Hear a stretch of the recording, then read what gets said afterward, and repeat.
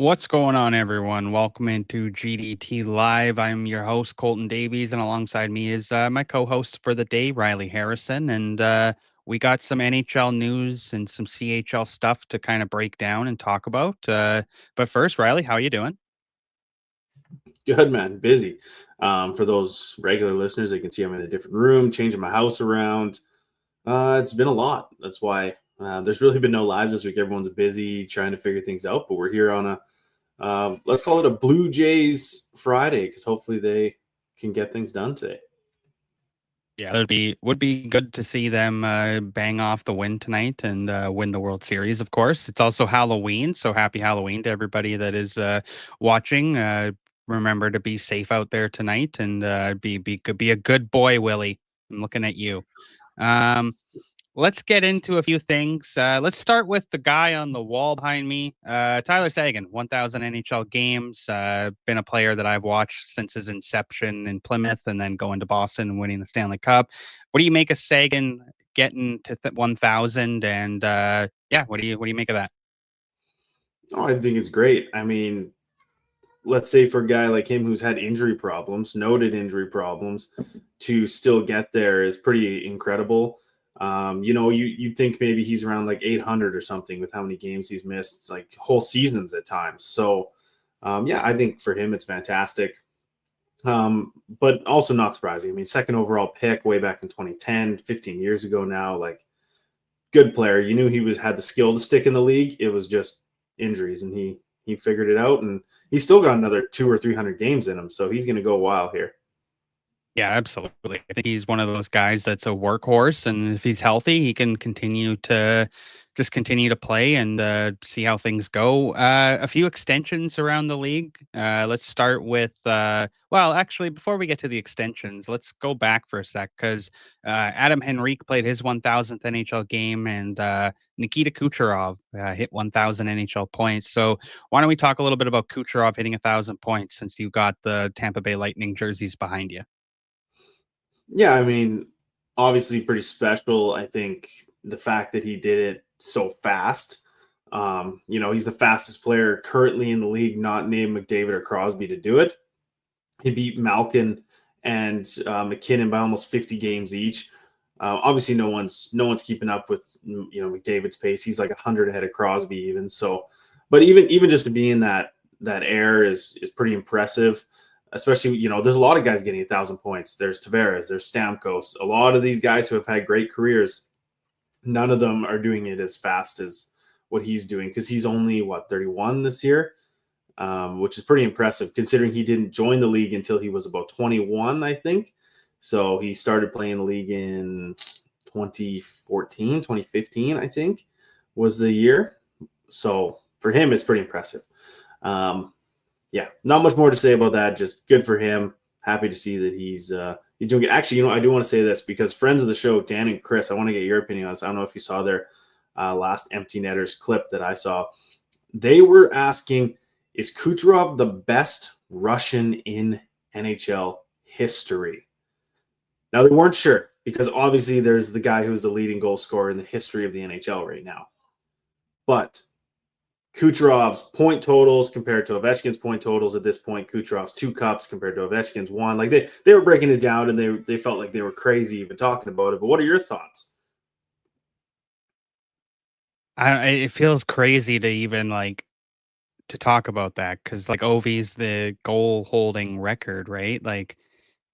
I get the sentiment behind it and how it kind of works. Just Kucherov has been more of the, I guess you could say, dominant player, but even that seems like that's kind of fucked up to say.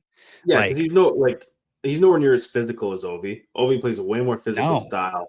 He plays just, he hammers the puck of the net, whereas Kucherov is totally opposite. He's not physical, and he plays with his brain, not with his power, right? So I, it's hard to they're compare. just two different players. Like Ovi is Ovi, right? Like that's kind of what I'm kind of trying to get at. Like I feel like it's hard to put anybody above him, but that's just And me. that's what I feel too. I mean, he's the grade eight. Like since Yeah. 2007, he's been like the best player, best goal scorer. So now the question is, I guess, is he the second best Russian of all time? You got Datsuk. They compared McGillney, Fedorov. There's Bure. Like there's a lot of good Russians, but not all of them have 1,000 points. Not all of them have led the league in scoring 3 times. Not all of them have as many cups. So it's just, I mean, it's all preference because some of these guys are fantastic. Like Pavel Datsuk could potentially have an award named after him, right? Like the Selkie could be Mhm. changed to the Datsuk, and I don't think anyone would question it. So it's definitely a hard thing, especially with Russians because I don't know, there's so few, it feels like, that turn out to be these studs, but when they do, they're like the best in the league when they're there. So it's hard to compare. I get the argument for sure, but it's a tough one. Like that's just a tough one to go about because, like I said, Ovi is Ovi, right? Like I don't know. Um, Keeping on Tampa Bay though, kind of a funny segment last night with John Cooper and the TNT broadcast crew there. What did you make of that? I think, Coop, it speaks to Coop. He's been on the hot seat to start the year. He's worrying about building an Olympic roster this year, and he still goes on TV and probably has the funniest coach interaction that we've ever seen on television, where he takes over the show. Whether they knew or not, it didn't seem like they knew because he was interrupting them and everything, right? Yeah. Ace Willie here. Exactly. And we will say this, Anson Carter was pissed when he said Ace Coop here. He was not happy. And then he asked him, hey, where'd you get your nickname? And it's okay if you gave it to yourself. Like he just roasted them. Did you hear what he asked Liam McHugh? No, I did He not. said, Liam, you never played hockey. Your kids don't play hockey. You're not even a hockey dad. What makes you qualified to run a panel? Just flamed him on TV. And then Henrik Lundqvist, he was like, hey, Lundy, what hurt more when we beat you in 2015 in the Eastern Conference Final Game 7 or something else, right? Just grilling him. And then I, Biz, he asked, I what would love hurt that. more, you leaving Chicklets or Wit? He was like, oh, yeah, Wit. He's like, Biz said he was a fourth line bum even on the podcast. So, but he just grilled those poor guys. But it was awesome. You don't see coaches um, do that, I guess, very often where they get in the media. Yeah, Willie, Oh Coop yeah. is the best. Absolutely. I thought that interaction was hilarious. I mean, just goes to show what type of guy Coop is, right? He's a good old BC boy who loves to poke fun at people, and you got to give him props for that because that was probably one of the better coaching interactions, even from the four major sports. You don't really see a lot of guys like that in in the NFL, the NBA, MLB, etc. So it's nice to see a coach kind of give some people some shit. I thought that was And all good. the reactions Uh, we usually get are angry, right? They look for the coach to yeah. snap, and we want to, like, John Tortorella has been like historically the guy who we just see snap in the media, and that's like our entertainment from coaches. But now it's really just Cooper and Paul Maurice. They just have these Mhm. hilarious quips as they're doing these Yeah. media things, and no one else is really doing it still. There's no other coach that's not just reading the script and, yeah, we're doing this today. Yep, there you go. Okay, see ya. Done the media day. These two, they've been around Yeah. so long, they're like, oh my God, we have to have fun with this because otherwise we're just gonna bore ourselves to death. Right. So I love it. I Yeah, think coaches need 100%. to be better. Yeah, think so too. I think if anything, that goes to show that yeah, coaches can be a little more personable out there for sure. A couple other storylines from around the league with some extensions. Thomas Harley signs an 8-year, $84 million extension. I mean, well deserved for him. Another solid piece on the back end there for Dallas. Good work by them. But the one extension I wanted to talk about was Logan Cooley because well, and Martin Necas, but Cooley more so just because it kind of got put out there by their owner the other day, or like last week or whenever it was. Like Ryan Smith talked about extending him and how he was a big piece of the team, and then 2 days later he signs his extension. Is he the number one center and like number one player in Utah, you think? Oh yeah, he's what they're building their team around. And we have to remember, like, Sergachev is there, and he got traded from Tampa Bay with a $9.25 million contract, right? So if Hmm. Logan Cooley's your guy, you have to pay him more than 9.25, and you might as well make it 10 with the cap going up. I mean, $10 million in 5 years is going to be a steal. Look at what Kirill Kaprizov just signed for. Now the Wild are backtracking, I think, majorly. They're like, holy crap, we gave this guy, $5 million overpay. 12 is probably where Kaprizov should be, and he's at 17. Yeah. So I think that, for Logan Cooley, like, he's their best player. He's center. He's really dominating this year. Him, Schmaltz, and Gunther are just having a heck of a year. Paterka as well. I think, no one thought that Utah is going to make the playoffs. It really looks like they are in the Central. It really looks like Utah is going to get there. So, yeah, big props to them. And I think, is it Vitek Vanacek, right? They have Vanacek. He's won like 8 straight or something. Like, he's on a heater. I forget who. It's not Vizmelk. Vizmelk is doing good too, but I think it's Vanacek that they have who's won 4 straight. They're back up. He's on a winning streak. So, yeah, the team's looking good. Logan Cooley, assuming he's probably going to get the C because they don't have one. I think that he's going to get it. And that just makes all the sense in the world to me. You see all these young guys getting the captaincies. Obviously, like, Celebrini's going to get it in San Jose. Bedard's going to get it in Chicago. So, yeah, we're gonna see a guy like Cooley get the captaincy for sure. I think a guy like Cooley deserves the extension. He's been solid. He's a guy that has I don't know, like, I wouldn't say franchise capable. Well, maybe I would say that actually, because he can alter the franchise, I think, and really change the game. But yeah, I think it's a great extension there in Utah. I thought that was a good deal for him. And the next guy to talk about is Martin Necas, a $92 million extension, I believe it was, with Colorado. Some debate about why people, or not why, some people debating on why Colorado would extend Necas and not give Rantanen the money. So there's still, some people sour about the Rantanen side of things. But I think it's a great contract for Necas. What do you make of it? Oh, I'm with all those people. What a dumb fucking thing the Colorado Avalanche have done. Mikko Rantanen scored a hat trick to eliminate you in the playoffs for $500,000 more that you wouldn't give him than you just gave a guy who's maybe worth $9. He just robbed them blind here. He's a great player, don't get me wrong, but he's like the 4th best player on your team, right? You have your first line, and then you have Necas, and you have a great team if that's how you're set up. But he is not worth that much to me. Like, he's making more than Landeskog is on that team. I don't know if he should be making more than Landeskog, right? He's making more than Makar now. I'm pretty sure. Pretty sure Makar is making like 9.5, and now he's making 11.5. So the only guy he's making less than is Nate McKinnon on the Colorado Avalanche. That just doesn't seem right to me. And did he not ask for a trade request earlier in the year? Like, did we not see rumors about him wanting out? I don't know if that was true. That's the thing. Obviously, it's not because he signed, but like, just idiotic if you're asking me that you wouldn't spend $500,000 more per year on a top 10 player in the NHL, but you'd spend 11.5 on a top 30 player in the NHL, right? Like, that's just wild to me. 13 points a season. I mean, he's doing good, so I get it. But yeah, I understand the argument about Rantanen for sure. You know who is doing good? Our boy Logan Stankoven. He's having a great time in Carolina. He's off to those a good Whalers start there. jerseys. What a fun time it would be to wear those Whalers jerseys in that Whalers Nordiques game. Yeah, that was. I thought that what a beauty. I thought it was sick, but like, I mean, like a little gimmicky, just like a little bit gimmicky, but like it was still cool to see.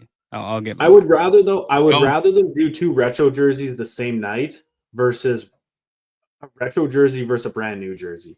You know what I mean? Like, Right. then it looks kind of off. At least it was a fun. Yeah. They did the scoreboard retro.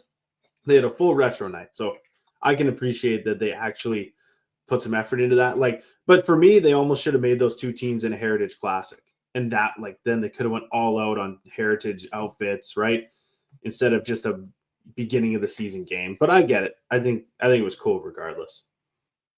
I think so too. What else? What else is going around the league that we got to touch on? The Minnesota Wild are, according to Daily Faceoffs, Anthony DeMarco, the Wild are looking for a middle six forward.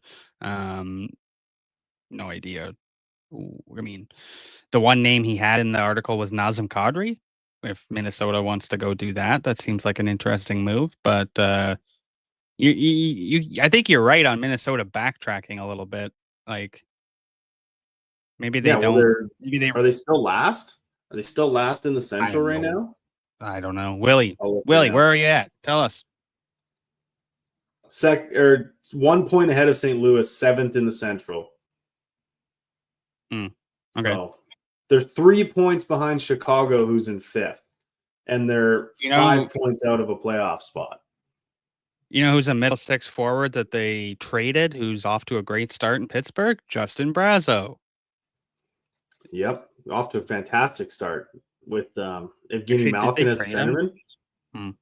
No, I think he signed in free agency. I was going to say, I think, because that was the Marat Kuznetsov deal. Kuznetsov, right, yes. Boston. Brazeau went to Minnesota, and then, Brazeau didn't re-sign, and now he's off to a little heater right now in Pittsburgh. So good for him. Good for Ben Kindle as well, hitting his 10 games, so that's pretty fucking sick. That's pretty sick for him. And Brunick obviously is going to stay, I think. Like, they're holding him hostage. Good Lord. Let the kid play, man. Like, is he on 9 games? He's stuck at 7. They haven't let him play in a few games. So weird. I don't know. It's the same thing as, I think, like, they're just trying to burn it, like trying to extend the 9 games as much as possible until World Juniors, and then let him go play World Juniors, and then he can come back to Kamloops. And it's just kind of how things. There's a lot of like politics, two I guess, games involved in a month and a half, though. 2 games in 2 months. I don't think you can't do that to a kid. That's such bad for their development, because if you're holding him just to play him in the World Juniors, he can go to Kamloops and he will play in the World Juniors. Regardless, yes. Yeah. So what's the point on, like, play him 2 more games, and if you don't think he's a fit, send him down. Even though I get the problem. He's going to dominate the WHL. He's going to destroy. He's going to be the best player in the WHL. Maybe not best player, but best defenseman in the WHL by far. And he's going to dominate this year. But that's their call to make, ultimately. I mean, if you put him in game 1 of the season, why not have faith in him to keep going? And they're doing well. Where are they? They're still first in the Metro, and he's been a big part of that team. Yeah. So I don't know. They need a lot of teams, like we talked about the Brady Martin situation already. We won't go too far into it, but like, they did a bad job with Martin in Nashville. And you just got to wonder, like, some of these teams that are hanging on to their guys, like, make a call, basically. It's true. I want to get your thoughts on something here. So Cole Caulfield has been off to a great start with Montreal. Just, an absolute killer on the ice right now. You think he should be on Team USA for the Olympics? I'm here, actually. Let me look at the Team USA 4 Nations team. Let me look at it real quick. Because there are a couple guys I think he could potentially replace. Yeah. So the forwards were Boldy, Connor, Eichel, Gensel, Hughes, Kreider, Larkin, Matthews, Miller, Nelson, Kachuk, and Trocheck. I think there's going to be at least 5 changes. Trocheck, Nelson, Kreider are for sure probably not making it. Boldy might not make it. And Brady Tkachuk, because he's hurt. We don't know what his injury status is. Right? Yeah. How long is he out for? So there's at least probably 5 chances. I mean, Trocheck's off to a terrible start. JT Miller's off to a terrible start, but they probably bring Miller because for some reason he's like Captain America poster boyish type material. But yeah, I think that there is absolutely room. If you go Matthews with like Jack Hughes and Jack Eichel or something, you have room for Caulfield on a second line with like, I don't know, Larkin and Gensel, Larkin and Connor, something like that. Yeah. So because Larkin's off to a great start too. I think you definitely bring Larkin. So third line with Tkachuk, and Miller, maybe something like that. Like, I don't know, but I think so. I don't see why not. They're definitely cutting players. I mean, they lost last time, and their old guys got way worse this year. Like Nelson has 2 points. Who else? Trocheck, yeah. Like the Rangers are doing so bad. Nelson, like I just said, 2 points. Kreider, he's hurt right. Well, he was sick actually, but he's with the Ducks now. He's not really having a great year. I would imagine their defense stay the same. But yeah, I think for forwards, that's what they're gonna do. Caulfield for sure. Who else is kind of killing it this year?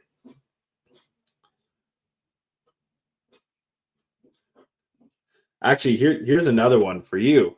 I guess I'll ask you this. Does Celebrini make Team Canada? Yes, I think so. Does Bedard? He has 14 points. He should 11 games. At least have an opportunity. Here's the thing, too. Do you just bring them both to get them around Crosby at his last Olympics? Yes.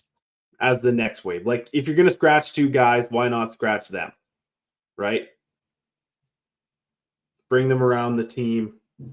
Like, you get them around McDavid, you get them around Crosby. Okay, here's one more.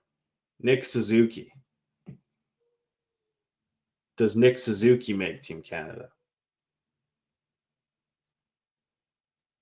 I think he should. Another player that deserves the invite.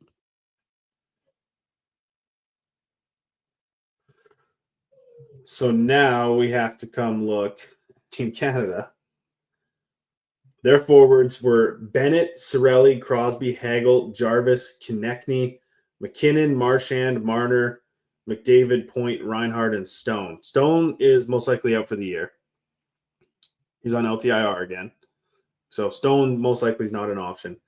Sam Bennett is playing really bad. And there's no fighting, and there's less physicality at the Olympics. That's true. Do you think they cut Bennett? I don't know if they cut Bennett, but I think the argument can be made that maybe you supplement Celebrini for Bennett because there's no fighting and no stuff like that going to go on. Yeah. But my thing is someone asked, we got to cut at least 3 guys. If we're bringing Celebrini, Bedard, and Suzuki, we got to cut 3 guys. Stone is probably not coming due to injury. Yeah, he's one sec here. I don't know. Like Willie said, Stone lives on the LTIR, so I think right now Stone's not really like the option. But yeah, like I think Suzuki, Celebrini, and Caulfield all have a chance. It's just because you got to look at it from that angle that the physicality and the fighting is not a part of the Olympics. So I think it's more about who can put pucks into the net, who can set up plays, than it is about who can, run the opponent. So yeah, Selly, Bedard, Suzuki all kind of fall into that mix, I think. And I mean, like, also because it is Cooper's team, like, Cirelli and Hagel are coming. I don't think that's negotiable. And they're 2 of the worst forwards on the team, right? And when you look at the roster, but they're coming. Cooper values them for PK. He values them for yes, they'll be locked on the fourth line. Probably with a guy like Seth Jarvis. Like what a great fourth line that will be. But that's probably where they go. Okay? Yeah. Jarvis just got hurt too. Oh. Well, hopefully he's okay then. I mean, they could play do you think they cut Konechny? I think Konechny probably doesn't make this team. Yeah. That's tough. The real question, the hard one, does Brad Marchand make this team? Yes. I think so. I think so too. I think you look at what he just did where he literally just left the Panthers to go help with that family friend back home who just lost his daughter from cancer. So terrible situation there, but he takes a leave, goes back, helps make that community kind of have a lift. We can say whatever we want about Brad Marchand. I hate him on the ice, but you can't say enough good things about him off the ice, and he always steps up. So for a guy who you want to represent Team Canada, he just always seems to do it as professional as he can. And you got the Crosby and McKinnon effect, all three of them. So I do think that yes, he'll be there too, even though he's probably going to be the slowest player on the team and least effective, but we'll see. He's still good. He's still good. I think you still bring him. So I think that's where I stand with Marshy going, at least. Some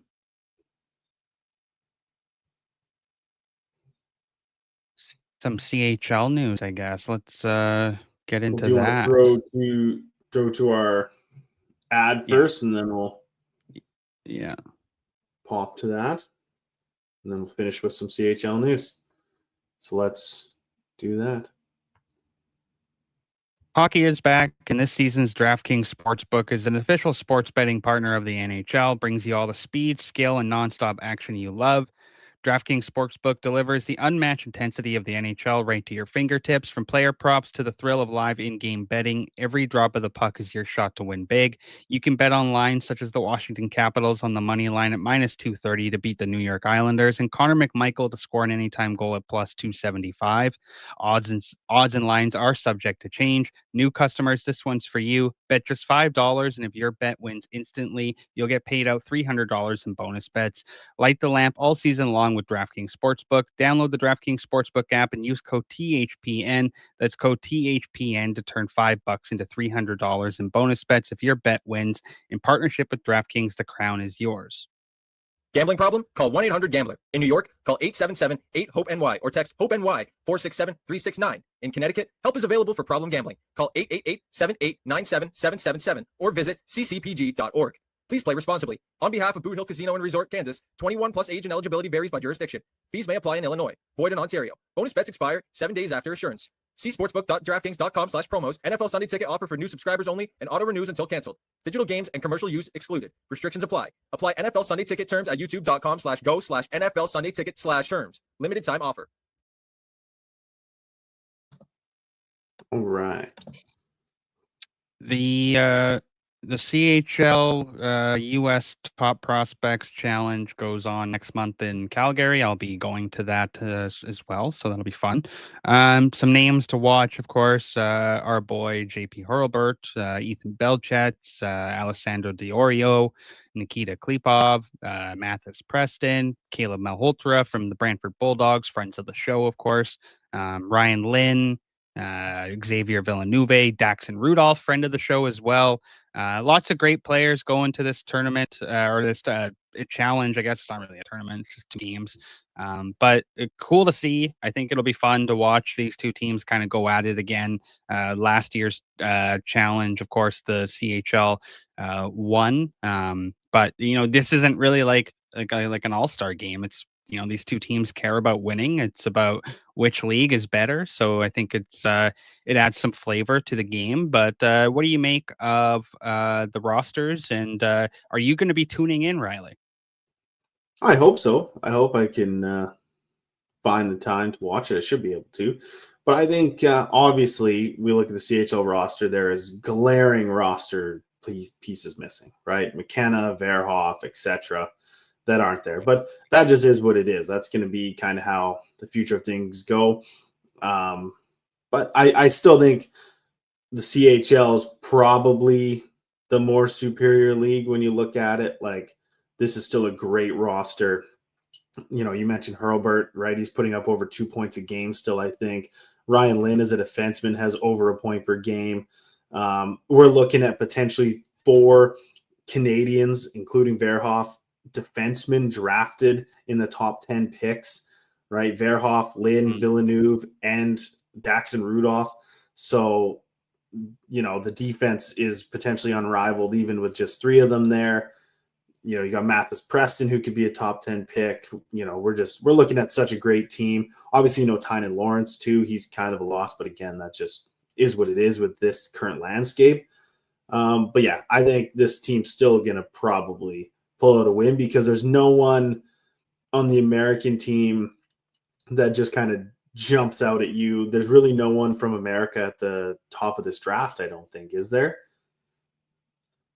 There's Sweden, there's Stenberg, right? Like there's, but I don't know if there's really a American that's like even in the top 15 that I can think of. JP at this rate. That's true. That is true.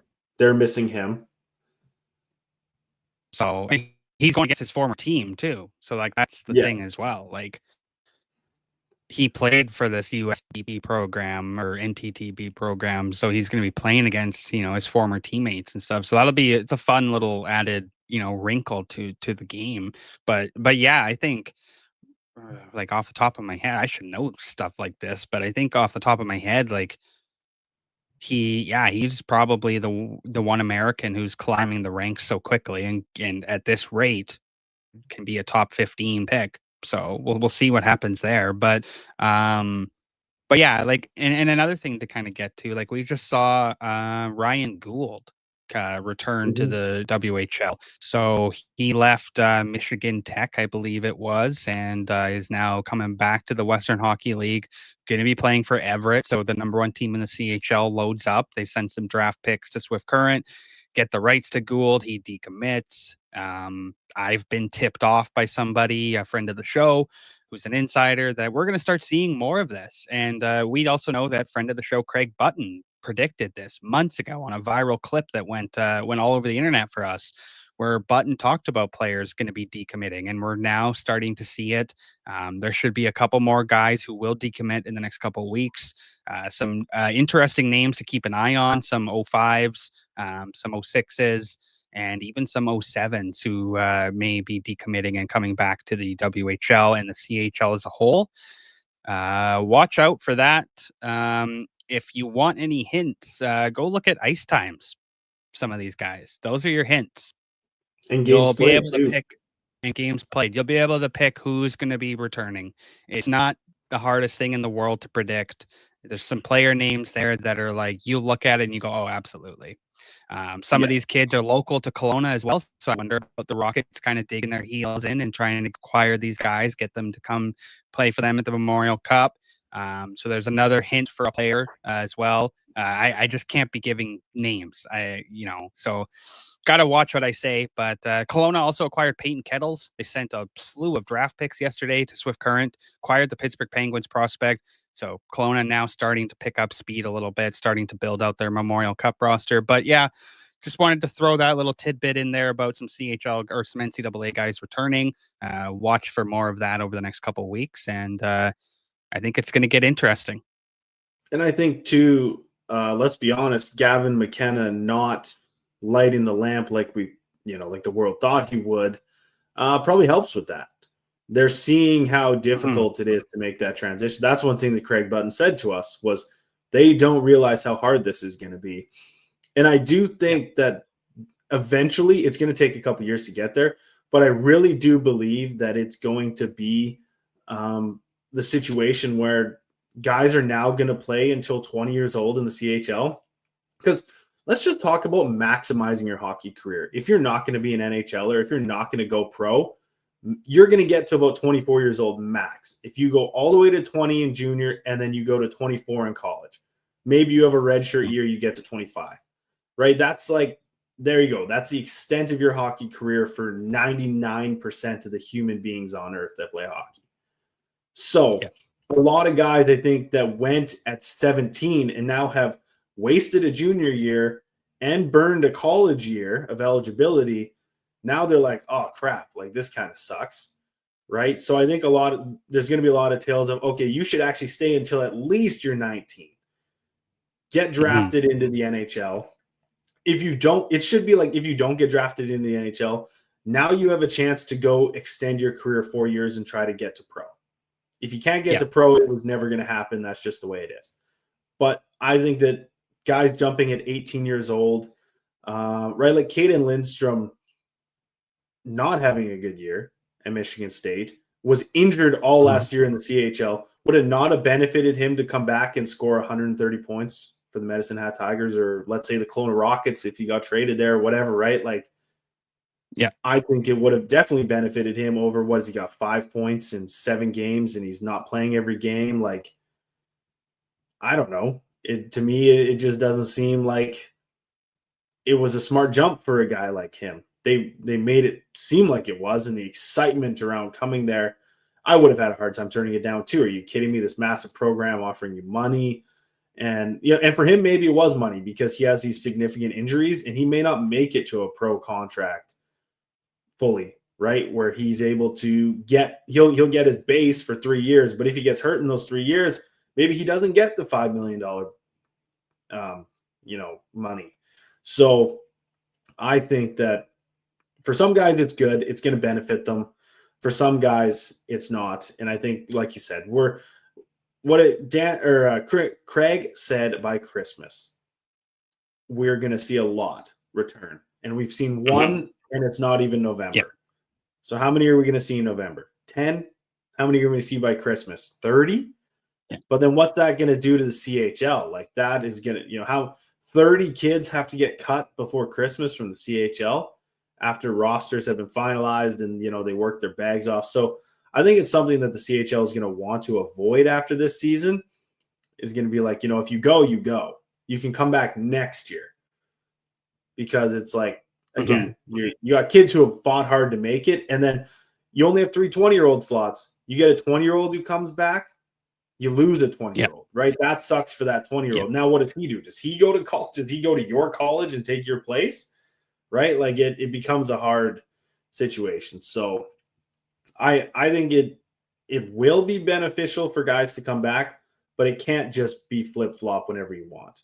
It's got to be Yeah, I think that if they do have a deadline, like say next year, there has to be a deadline, and it does have to be like November 1st.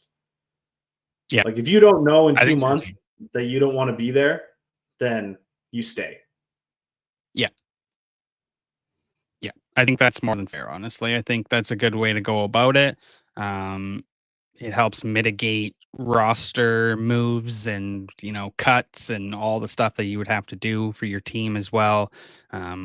Yeah, I think that CHL as a whole will probably look into that if there is some mass exodus from the NCAA going back over. But yeah, I think that's a great point that you made, Riley.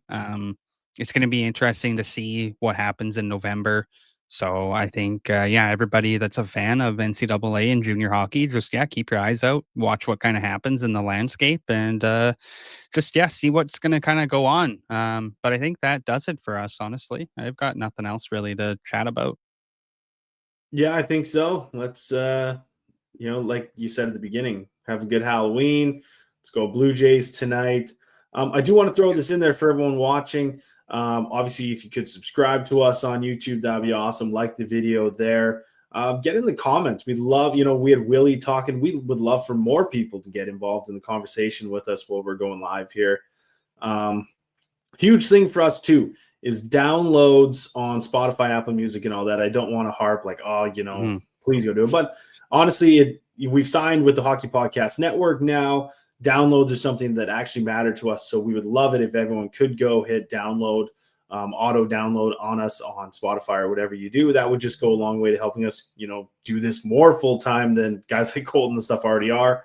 And we want to make this kind of our full-time gig. So downloads help, views on YouTube help, likes help, all that. Subscribers, of course, so we can kind of get monetized on there too. So we could, again, do this more. We would appreciate that from everyone. But again, safe Halloween, go Blue Jays, and have a great Friday.